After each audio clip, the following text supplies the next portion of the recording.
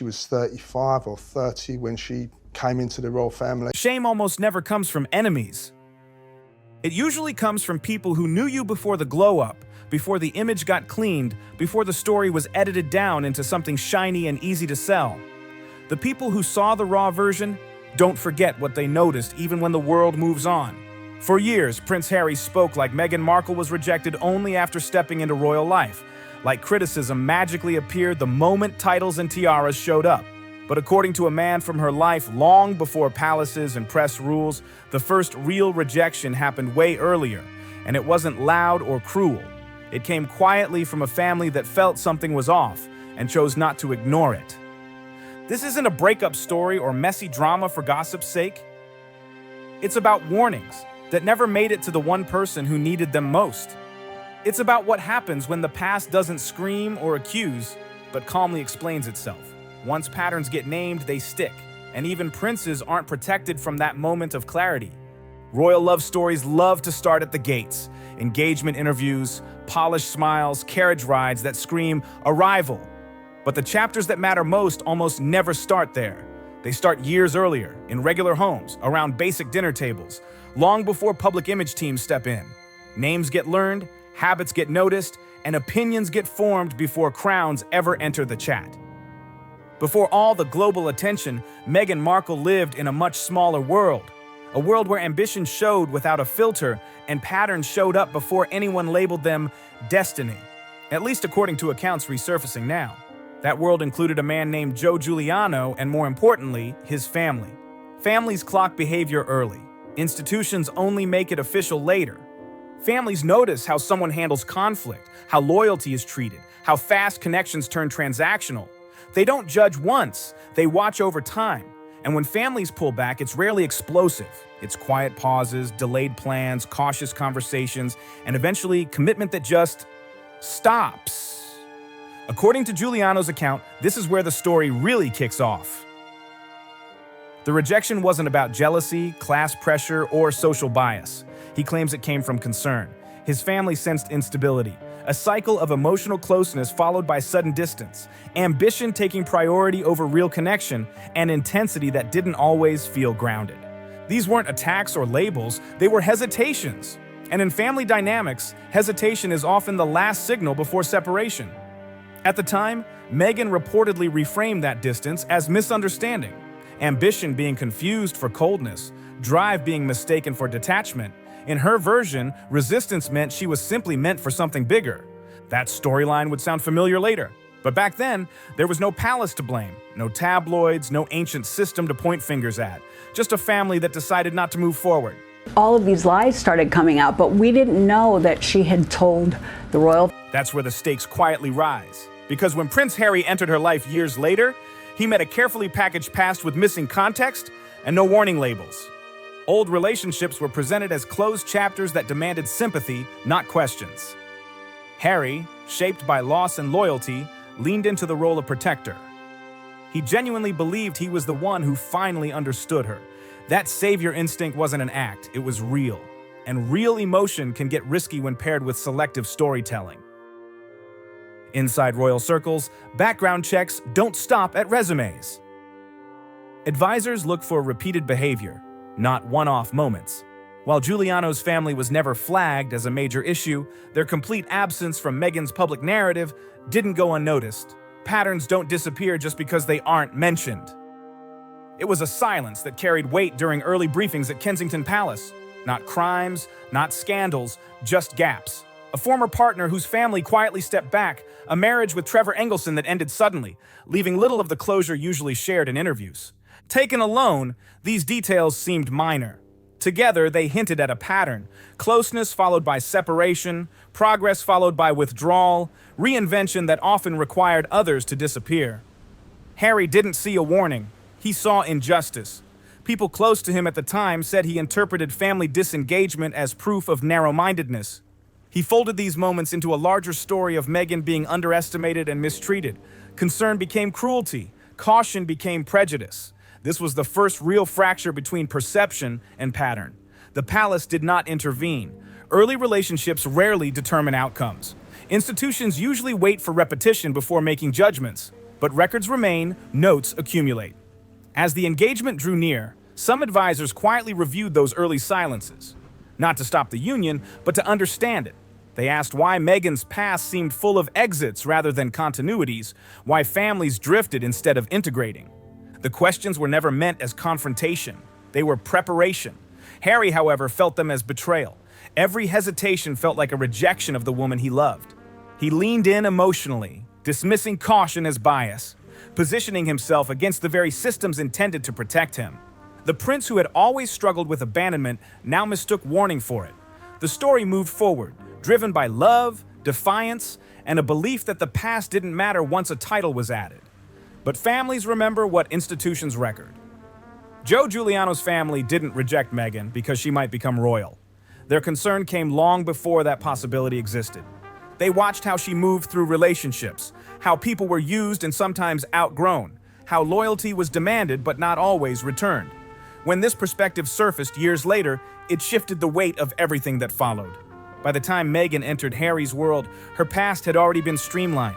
Relationships were described as stepping stones, breaks framed as necessary growth. Families that drifted away were absent from the story entirely.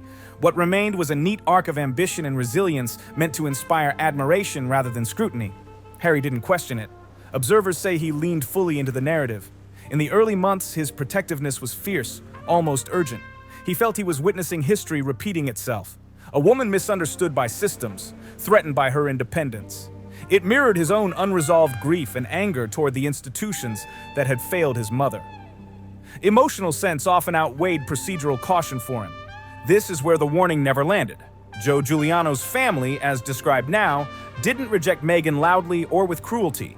They acted like families do when they sense long-term instability. They slowed things down, questioned permanence, and tested alignment. These moves aren't dramatic, they're protective. But protection can look like rejection when ambition is already aimed somewhere else. When Harry later encountered references to that time, he reportedly brushed them off. To him, early family hesitation confirmed what he already believed. Meghan had always been too big, too driven, too disruptive for conventional spaces. He read caution as fear, distance as envy. In his mind, concern became oppression, and advice turned into resistance. This mindset created a pattern. When Meghan talked about her first marriage to Trevor Engelson, she framed it around incompatibility and growth. The ending was sad, necessary, and tidy.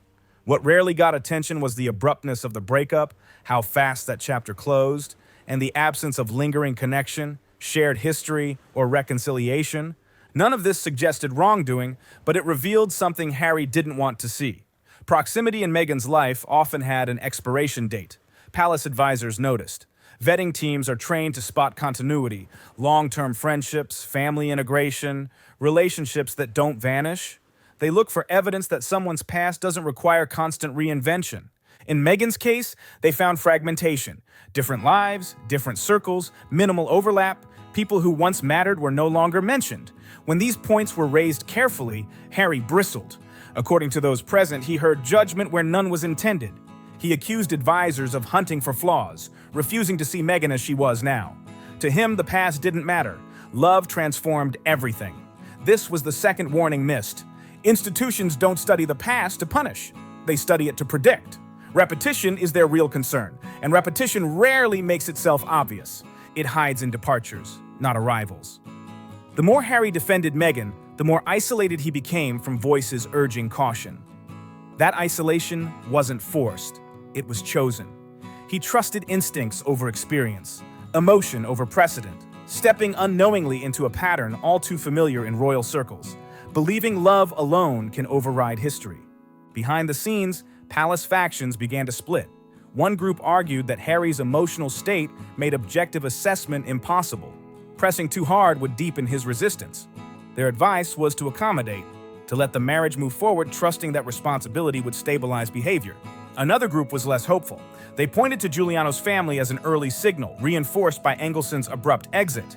They warned that repeated departures often signal strategy rather than luck. Relationships are used, then left behind once a new opportunity appears. Harry rejected this framing entirely. To him, it sounded like character assassination disguised as concern.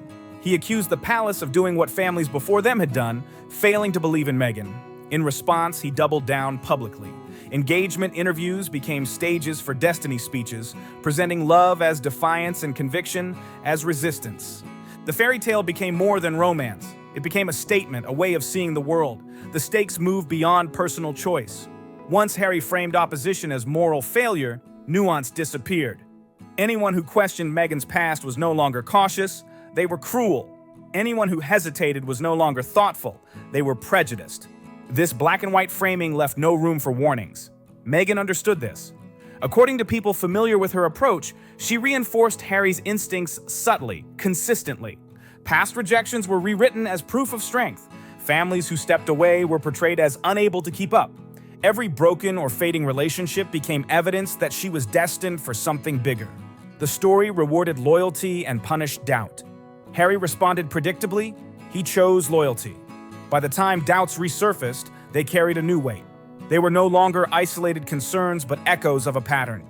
The Guiliano family's early hesitation no longer seemed like a one-off, and Engelson's marriage began to feel like history repeating itself. What once looked like bad timing now appeared as precedent. Palace resistance shifted from seeming prejudice to something more like déjà vu. Harry could no longer ignore it. Shame replaced anger, not toward Meghan, but toward himself. The warnings had existed. They hadn't come from tabloids or institutions. They had come from ordinary families with no agenda, and he had dismissed them all. This shame was private and corrosive. It didn't explode. It settled into silence. Harry began withdrawing from advisors he had once trusted. He avoided conversations about the past. Acknowledging the pattern would mean admitting that love hadn't blinded everyone. It had blinded him. By the time the realization hit, it was too late. Institutions can't rewind marriages. They can only manage consequences. When the pattern finally became clear, it was already entrenched at the highest levels of public life. The early warning from Joe Guiliano's family resurfaced, not as accusation, but explanation. They hadn't rejected Meghan because she lacked worth. They had rejected permanence because they sensed impermanence, a life aimed at the next chapter rather than the current bond. Harry had mistaken that signal for cruelty, stepping into a story with an ending that now felt painfully familiar. This was no longer about right or wrong. It was about how many times a warning can appear before it becomes history. By the time the palace drew conclusions, the marriage was a fact. Institutions do not undo facts, they adjust around them. Inside Buckingham Palace, the tone shifted from curiosity to calculation. Early concerns that once read as caution were quietly reframed as indicators, not accusations, but markers that only make sense in hindsight when separate events begin to align. This is how institutions think. They do not rely on single moments, they watch for repetition. What once seemed like isolated resistance from a former boyfriend's family now appeared as part of a pattern. Families who didn't integrate, friendships that faded without explanation. A first marriage that ended cleanly, almost surgically, with no lingering bridge back. Each piece alone meant little. Together, they suggested momentum over permanence. For the palace, the picture was sobering. This wasn't a story of a woman rejected for being different. It was a story of a woman whose relationships followed a consistent arc: intensity, alignment, advancement, exit, reinvention. The institution had seen versions of this before, not only in royal spouses, but in figures orbiting power without ever anchoring to it. The tragedy was timing. Had these patterns been recognized earlier, they might have shaped expectations rather than outcomes. Instead, they appeared after vows, after global attention, after public lines were drawn. At that point, the palace could not confront. It could only contain for Prince Harry. This containment felt like abandonment. He read distance as punishment, believing the institution was withdrawing support out of spite. What he didn't see was that the pullback was standard protocol. When certainty disappears, institutions step back, not to wound, but to survive. Harry's shame deepened, not because the palace doubted Meghan, but because their caution echoed warnings he had once ignored. When advisors mentioned continuity, he heard criticism. When they pointed to patterns, he heard prejudice. Only later did he understand they were highlighting what families had already sensed long before royalty entered the picture. That realization was isolating. People close to him say Harry stopped arguing. The anger that had fueled his public speeches cooled into something heavier: acceptance without peace. He began to see that the story he had defended as persecution now looked, from the outside, predictable. For Meghan, the palace's recalibration confirmed what she had always believed. Institutions resist change. Skepticism is simply fear in formal attire. She didn't see distance as warning. She saw it as proof she had outgrown another environment. This difference in interpretation widened the gap between husband and institution. Harry wanted acknowledgement, Meghan wanted autonomy. The palace wanted stability. These goals could not coexist. When alignment failed, the system did what it always does: reduce exposure. Titles remained. Formalities persisted. Warmth receded. This is where history begins to harden. In royal life, stories are judged not only by intent but by outcome. The outcome here was unmistakable. A prince estranged from his family, an institution managing risk through distance. A narrative of rejection no longer held when measured against earlier non-royal rejections. Joe Guiliano's family, once a footnote, now looked like a preface. They had no titles to protect, no institution to appease, no audience to persuade. Their rejection carried no incentives. Critics accused the palace of responding too late. But the subtle signals existed long before fame. That is why it mattered to Harry. The humiliation was not public. It was internal. Accepting that early warnings were not cruelty, but concern, meant admitting that love alone couldn't override pattern. His instincts, shaped by loss and defensiveness, had led him away from clarity rather than toward it. This is not a realization that produces confrontation. It produces silence. Over time, the palace's approach proved steady. No dramatic rupture, no reconciliation theater, just acknowledgement that the story had reached its natural boundary. The crown would endure. The marriage would continue on its own terms. The two would no longer pretend to share a single narrative. That is how royal stories end when they cannot be resolved. Not with apologies, not with vindication, but with a separation of record. Harry's shame didn't come from being proven wrong by enemies. It came from recognizing that people who cared long before palaces and protocols had seen something he refused to see. Once a pattern is clear, defending against it only deepens the cost. The palace didn't reject Meghan because she failed to belong. It adjusted because belonging had never been the goal. Continuity was the goal. And once broken too many times, it cannot be repaired by love alone.